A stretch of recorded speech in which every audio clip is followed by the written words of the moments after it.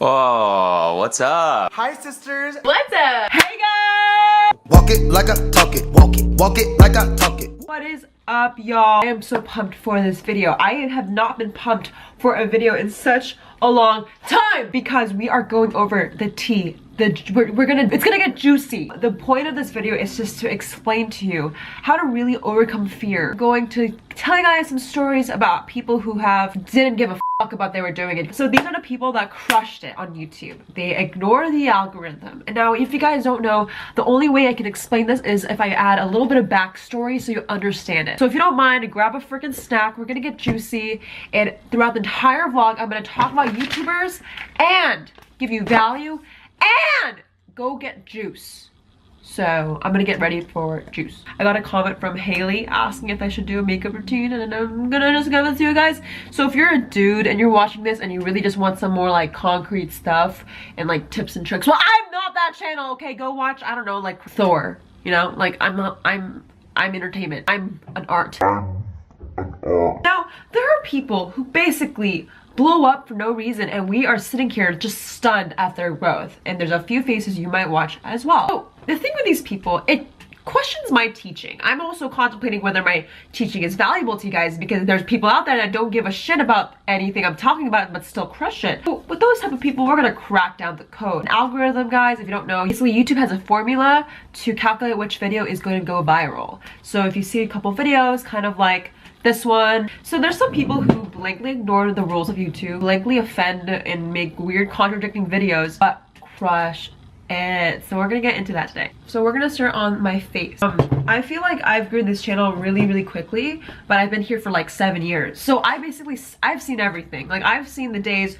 where Tyler Oakley was relevant. That's the thing. This is my goal for you guys. Like I want you guys to learn other people's success stories. That's why I do this series, not to like shove it in your face, but I hope it's valuable. So with that in mind, on this channel we talk about social media growth. So if you guys ever have a question, drop it below. The Dharma Nation, which is you guys, will answer you, and I will answer you back. My community here on YouTube is super supportive, and we're here to help you. If you want to join, make sure you subscribe to this channel and comment any question you have. I am here for you. I literally look at every single comment.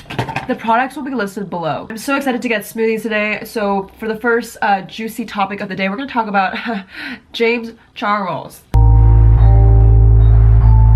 James Charles is honestly iconic. James Charles, he is a beauty guru with over almost 4 million subscribers and followers, with literally consistently 2 million, 3 million, 4 million views on each video. His original videos were kind of makeup tutorials. I consider him just a beauty guru in general, because now he does kind of lifestyle comedy stuff. So my biggest assumption for why James Charles grew. So the only thing I can think about, James, I don't know how you did it. You are a charismatic, talented soul, so that's probably a contribution. Like, you guys have to realize, if you're talented and you don't write the algorithm, you might have a chance.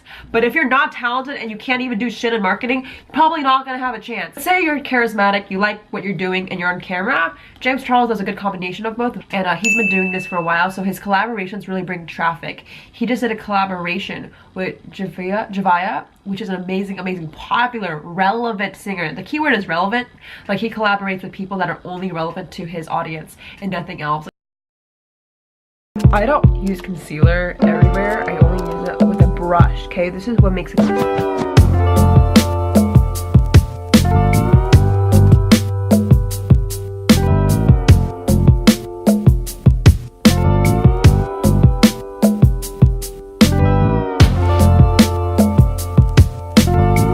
People ask me how I get like super glowy on camera. This is the magic. It's an eyeshadow from this palette. Guys, it's like literally.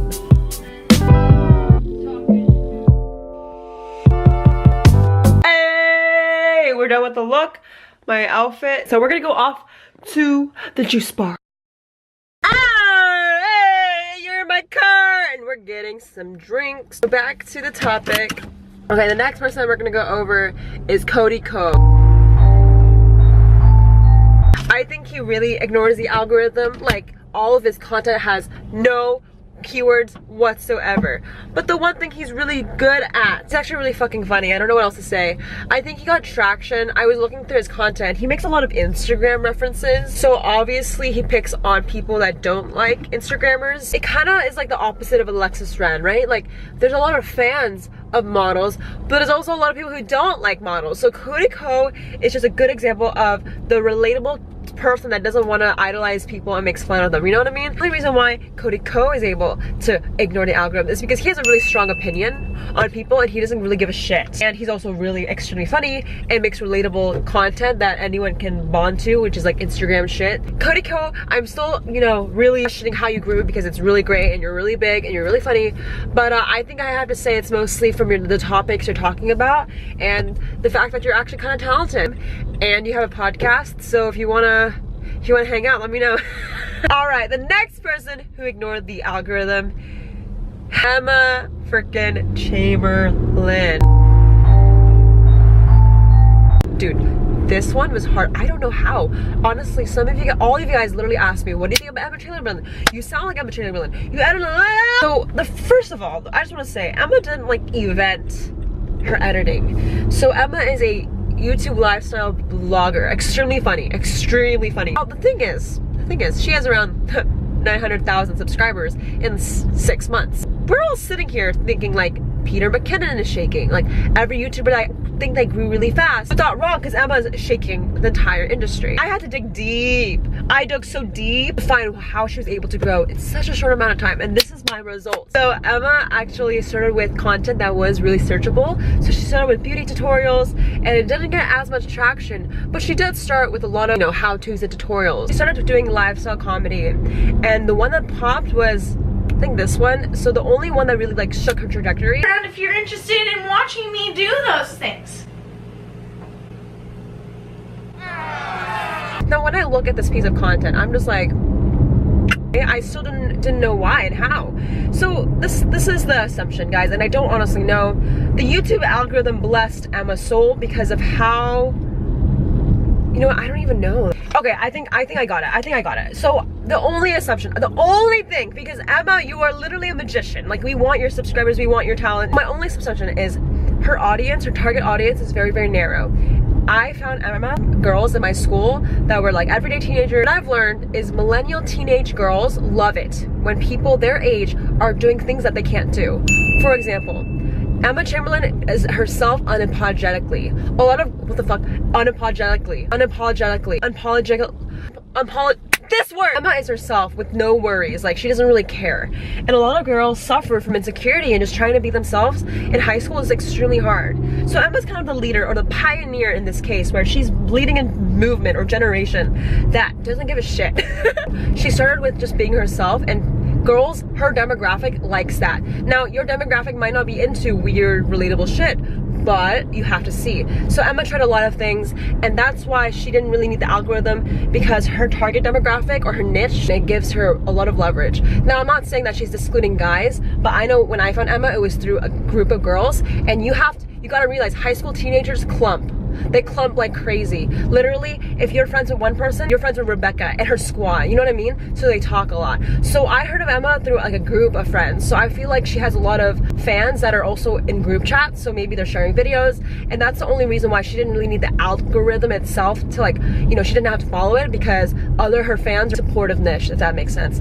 So yeah, Emma, we love you and you are freaking killing it, so please give us some subscribers. Oh my gosh, so that house, like literally right there, I don't know if you see it, that one, I used to, so check this guy, when I was really broke and I didn't have much and I didn't do YouTube because I was really scared what people thought. It goes back to like just being really afraid of like not fitting in high school.